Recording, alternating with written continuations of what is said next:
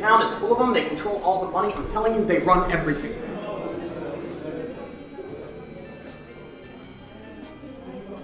What in the name of sweet zombie Jesus? I'm sorry, Rabbi. I'm gonna have to call you back.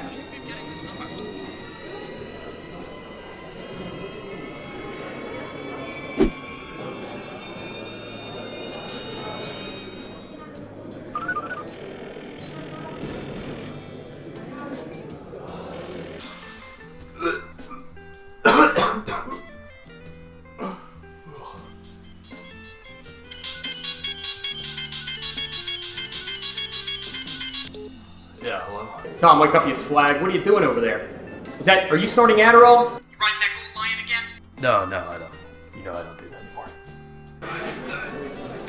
I can hear you gagging into a trash can, you degenerate prick. Goodness gracious, how much did you drink last night? It's nothing. Alright, shut up for a moment. It's nothing. I'm staring at a new Nintendo product, some sort of miniaturized version of Nintendo Entertainment System. What does it do? Looks like it's preloaded with some classic games. We can't let them take another console war, Tom. We gotta get in on this. Now I need you to call my friend Pedro over at AtGames. Remember the one bailing him out during the Tijuana incident in '85? We're gonna contract it out to him, and he's gonna get it to market as soon as humanly possible. Are you taking notes, stick? Listen, Tom, I know I've been a little hard on you as your boss and your sponsor. I've been worried, okay? I need you to sober up long enough to make this call to Pedro. Get that thing shipped. No problem. I'm on it. I'm all over it. I think I can smell alcohol on you through the phone. What the hell were you drinking last night? Four Loko and vodka? No, nothing of the sort. Let me get 3 Four Locos with rum. Call it Super Mario Sunrise. Hey, did you guys want anything? Just get it taken care of, you little weasel. I'm feeling there's a fortune to be made here. Alright, I'm on it.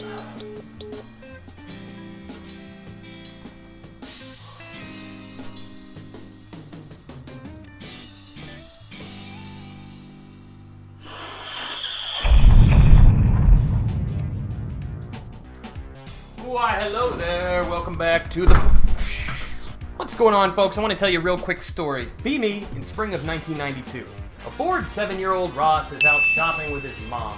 Luckily, we happen to make a stop at a now defunct toy chain called Toys R Us. For those of you who don't know, Toys R Us used to be the They had demo units for every video game console that was out at the time, and in '92, that was quite a few. As luck would have it, it was on that spring day in 1992 that I saw the game that kindled my lifelong love affair of video games. Sonic the Hedgehog.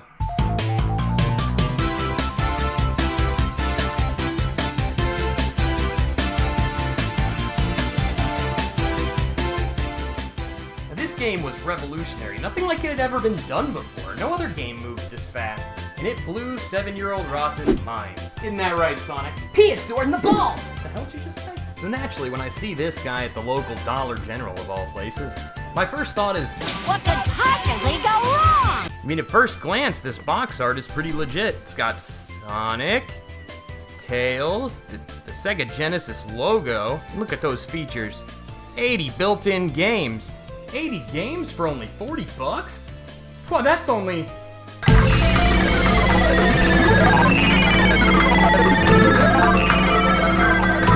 $0.50 a game? Well, that's a no-brainer. What could possibly be wrong with it?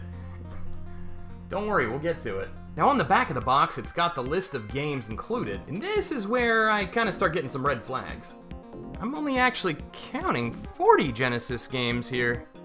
The console itself is tiny, weighs in at only about 4 ounces, and feels exceptionally cheap, as if a smart car manufacturer decided to suddenly get into the console game. There's some sort of toy surprise in there.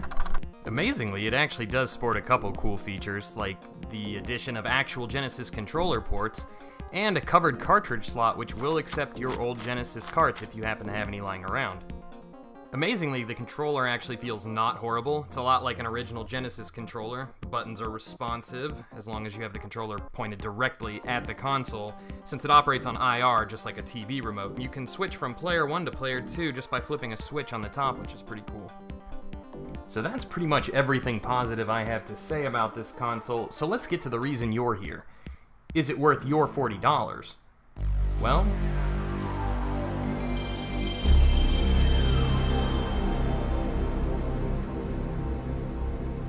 Now I know what you're thinking, and maybe I can help assuage those fears. Your screen's not actually covered in Badger shit. That's just how it looks, because this console outputs into RCA, a format that hasn't been used in a hot minute. As far as the game selection goes, it's not bad, but there are some really glaring omissions, like Gunstar Heroes or Street Fighter. Where are the sports games? Sega had all the sports games. Most egregious is the conspicuous absence of Sonic 3. Why is there no Sonic 3?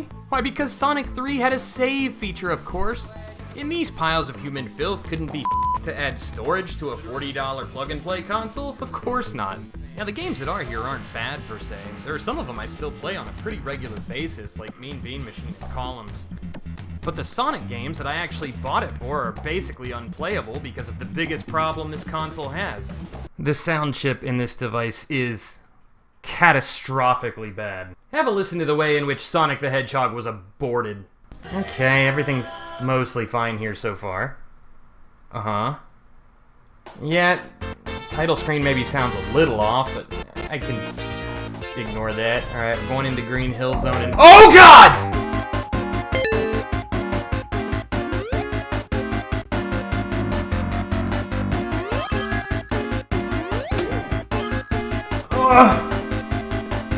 Oh! Oh God! Ears are bleeding. Oh. Blood. Yep. Ears are bleeding. But Ross, it doesn't actually sound that bad. Shut up, dumb retard. Let's hear it again, the way it is supposed to sound.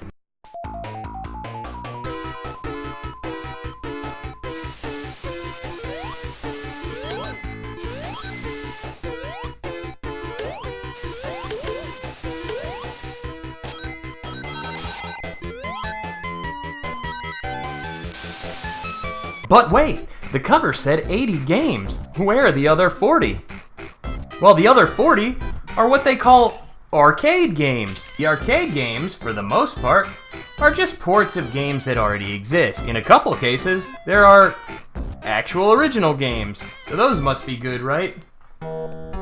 Jack's P? Jesus, will you listen to that music? Maybe this should be called Jack's Suicidal Ideations. Yep. This is the game. So what do? You hit a button to jump up, of course. Fasten yourselves in, folks. It's time for some quarter-mile action, action, action. Oh. Wait, did the brain-dead pigs that made this mean to say bottle caps? This barely qualifies as a game.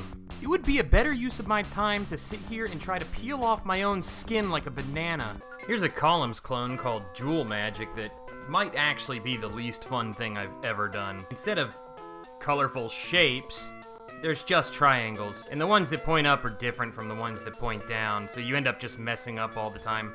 Honestly, I can't recommend this any higher than passing a kidney stone. There are a bunch of other shovelware games on this thing I could show you, but this episode is giving me an actual existential crisis.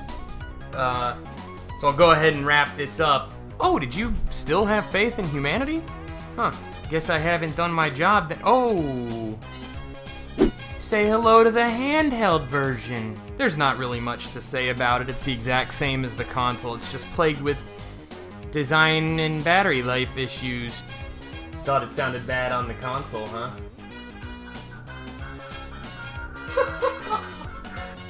I just can't with the anymore.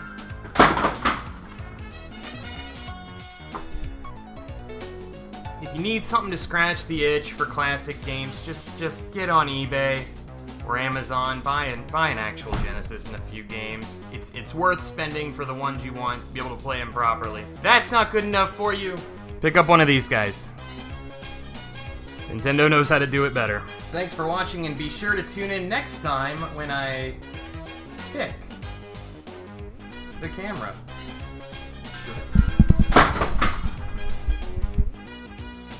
I'm done. Today's episode was brought to you by shame and poverty.